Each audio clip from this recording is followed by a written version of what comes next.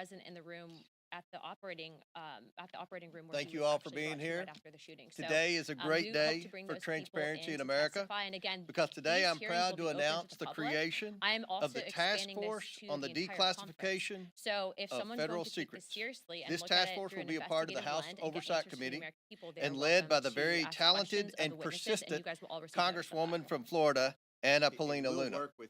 During her time on the Oversight Committee, Representative Luna is a sledgehammer against government secrecy. She is committed to throwing open the windows for the American people to allow the sunlight of truth shine on the federal government.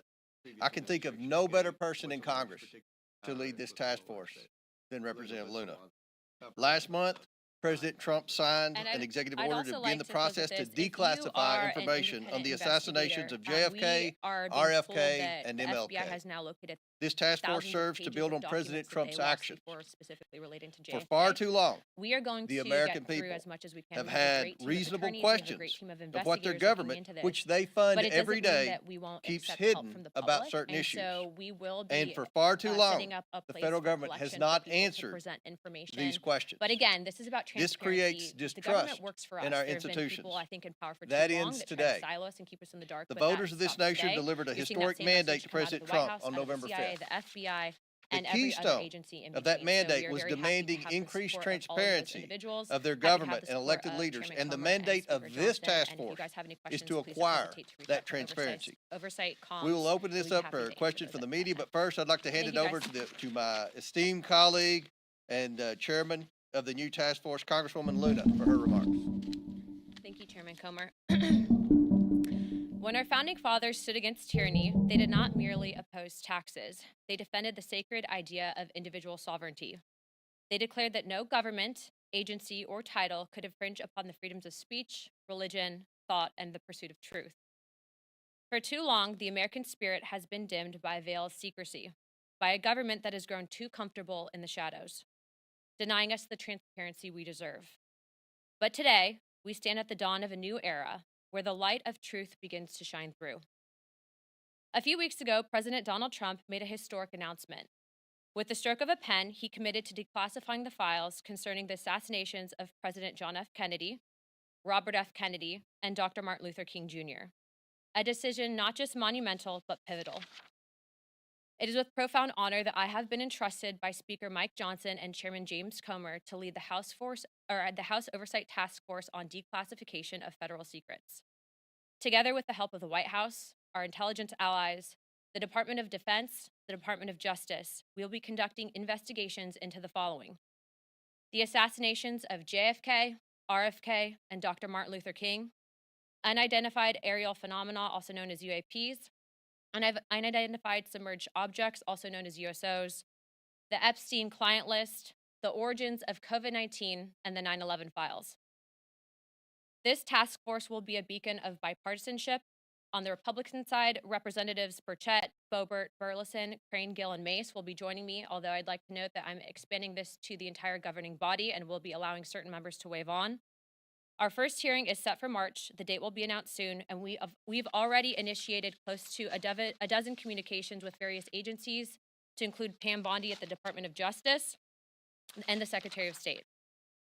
This will no longer be a task force that makes bold promises only to fade into irrelevance or send strongly worded letters. This will be a relentless pursuit of truth and transparency, and we will not stop until the American people have the answers they deserve. We will cut through the bureaucracy, challenge the stonewalling, and ensure that the American people finally get the truth that they have been denied for too long. If we are to endure and thrive as a nation, we must restore trust through transparency.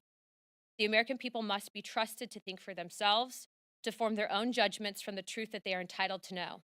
We've been treated like children for too long and kept in the dark by those we elected to serve us. It is my solemn duty to begin mending this trust, to form a new relationship between the government and the governed. Let us embark on this journey together towards a government that does not serve, but one that enlightens. That does not just serve, but one that enlightens. Trust through transparency, that begins now. Without further ado, we'd like to open it up for questions, as I'm sure many of you have those. Hands up.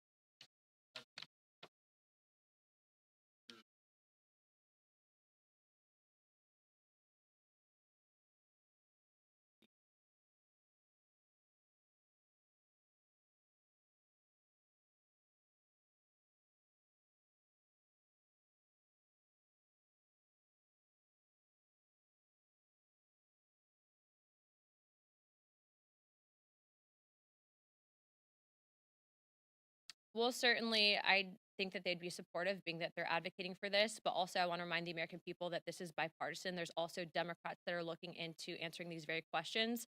But certainly, we would share that information with the American people. This is about transparency. And I think, again, as I stated for far too long, there's been a massive push to keep the American people in the dark, and that ends today. Chairman? The task force does not have speed power. I do. The task force is going to be subsidiary of the full oversight committee. So if we have to issue one, Congresswoman Luna, we'll discuss it and we'll take appropriate action. But in full transparency, we have a great working relationship, as I stated earlier, with the White House, with the DOJ, with the Secretary of Defense, and the Secretary of State. The incoming FBI director, I think, will be very supportive, and we've also been told that the CIA director is very supportive. To put it in perspective, I think that this issue transcends not just one administration, but multiple administrations, and it hasn't been until now that we've been able to get people actually in positions of power that will push for transparency. Now, if I find that different entities in the various intelligence agencies are stonewalling us, I'm going to make that known to the American people. But as of right now, we are cautiously optimistic. Our first investigation will be announced, but it's going to be covering on a thorough investigation into the John F. Kennedy assassination. And I can tell you, based on what I've been seeing so far, the initial hearing that was actually held here in Congress was actually faulty in the single bullet theory. I believe that there were two shooters, and we should be finding more information as we are able to gain access into the SCIF, hopefully before the files are actually released to the public.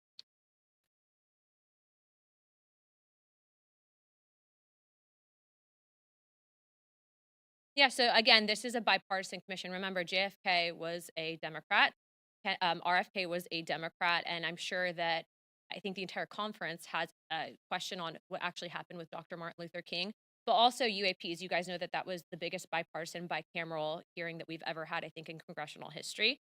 I do not know who their members are yet. They've noticed it, but they're taking this very seriously. This is not a conspiracy theory investigating committee. We're actually looking to present truth to the American people. And it's in my opinion that no one person elected to office is more important or more qualified to look at the information that they've been hiding from us. And so we look to push for that transparency.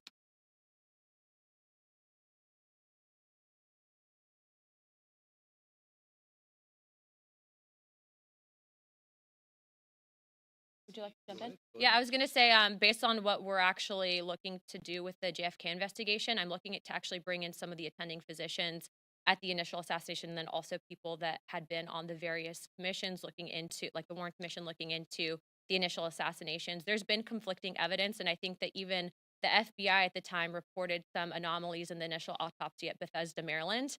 All of those, though, seem to have been rinsed and repeated in the media to push a certain narrative that we don't agree with.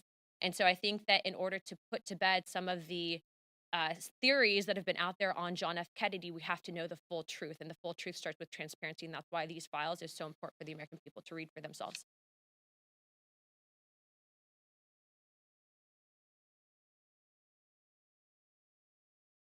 The biggest information problems that we've had with UAPs is the amount of stonewalling, stovepiping, and also it seems that there is this push to gaslight the American people into looking at the evidence and then not fully believing it.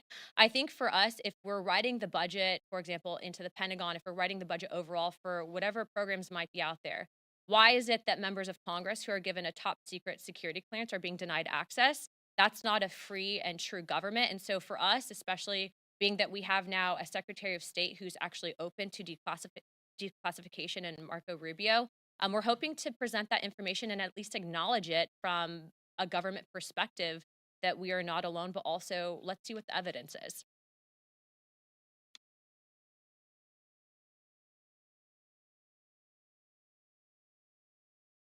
Yes, in fact, the letters went out this morning, not just on RFK, JFK, and MLK, but on everything that I had listed above to include UAPs, Epstein, and 9/11 and COVID, to the State Department, Department of Defense, CIA, and then also we'll be sending some to the FBI, and letters have also gone out to the NSA.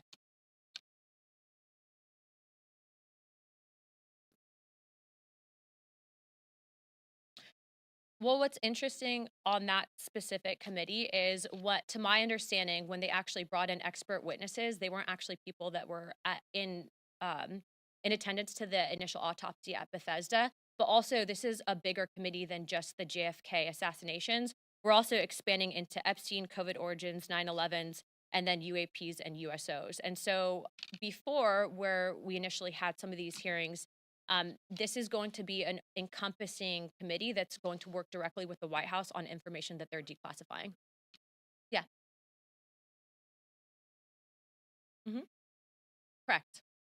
Correct. There's actually 3 different government investigations into the JFK assassination. But again, this committee is expanding not just there, but outwards into other fields. And again, we're working directly with the White House. In previous investigations, they didn't have access to the information that we are going to have access to.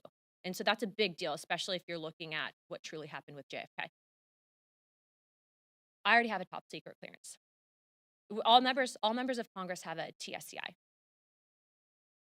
The question is do we get staff access, of which Chairman Comer has been very supportive, and we'll be getting staff access as well. Okay, 2 more, and then we're going to wrap it up.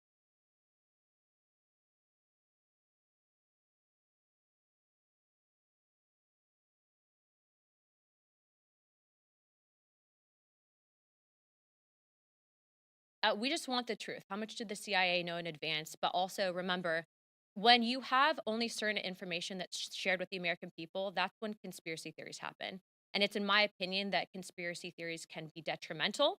It doesn't mean that in the last couple of months we haven't been right on a few things, but what I will say is I think that we deserve to give this information to the American people. I don't agree with the stonewalling that's occurred. And also, how do we prevent things like it from happening in the future? And we have to know the full picture, and the American people deserve to know that as well.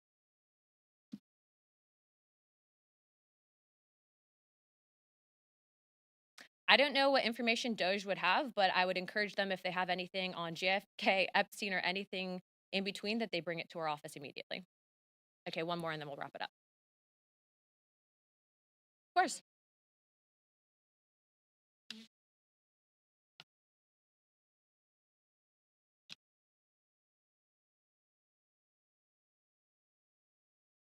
Well, we have a lot of questions. Some of the people in the mayor's administrations have been vocal that they weren't going to comply with federal law, that they were going to continue to act as sanctuary cities. We want to know about coordination and communication they had between the previous administration. How did so many of these illegals get there? Who was paying for it? Who were they communicating with to be able to provide housing and so many other benefits to such a large population of people? Just the basic questions we all have. Who was paying for it? Who was leading the efforts to transport the illegals from wherever their entry point was in the United States to these sanctuary cities? And are the mayors going to comply with federal law now? Are they going to work with Tom Homan and the national security groups in the Trump administration to try to deport the criminal illegals and stop being a sanctuary city? Worried about what? Do we feel less worried about?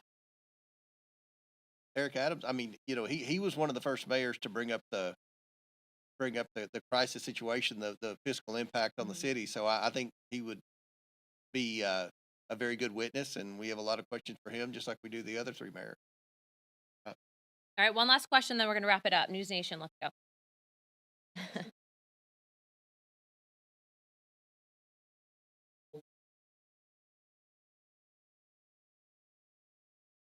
I mean, we're all about the normal process, but look, if you have information and it's credible, we've always approached it in that I'd like to be the person that does the interviews for it, mainly because, especially with stuff like this, we want to make sure that there's, not bad actors that are pushing false information to create a narrative that's simply not there. And so, every whistleblower that does come forward, as of right now, there's people that have been publicly out there, for example, on the JFK stuff, that were actually present in the room at the operating room where he was actually brought to right after the shooting. So we hope to bring those people in to testify. And again, these hearings will be open to the public. I'm also expanding this to the entire conference. So if someone's going to take this seriously and look at it through an investigative lens and get answers for the American people, they are welcome to ask questions of the witnesses, and you guys will all receive notice of that. And we'll work with anyone who currently works for the federal government that wants to declare whistleblower status, the whistleblower, if that's what they're doing. And I don't think they're going to face the type of retaliation that previous gave whistleblowers IRS blew the whistle cover up.